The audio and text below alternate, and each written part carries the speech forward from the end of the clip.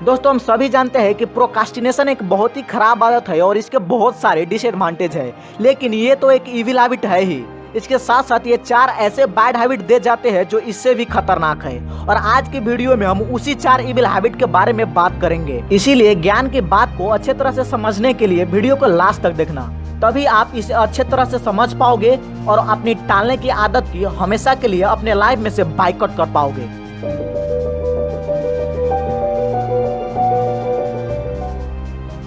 पहला, जब भी आप प्रोक्रास्टिनेट करते हो अपने आप को डिसिप्लिन कभी नहीं कर सकते। आपको पता है कि ये काम इम्पोर्टेंट है और मुझे अभी करना चाहिए, लेकिन जैसे ही उस काम को आप प्रोक्रास्टिनेट करते हो यानी टालते हो, आप में से डिसिप्लिन चला जाता है। और आप सभी जानते हैं कि डिसिप्लिन इज अ मास्टर की टू सक्सेस। आप जितने भी सक्सेसफुल आदमी को जानते हो वो सब में एक बात पक्की होती है कि वो अपने बात के बड़े पक्के होते हैं। And that what the discipline teachers. और आपको डिसिप्लिन मेंटेन करना ही पड़ेगा अगर आपको सफलता चाहिए तो, क्योंकि डिसिप्लिन से ही कंसिस्टेंसी आता है। And as we know consistency is a key to success.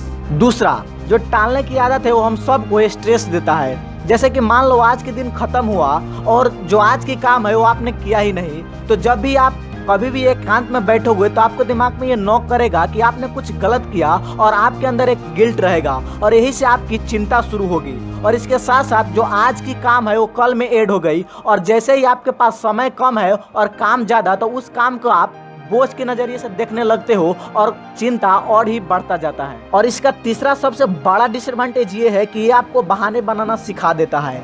काम ज़्यादा है और समय कम, आपने उस काम को एक बोझ के नज़रिए से देखने लगे हो।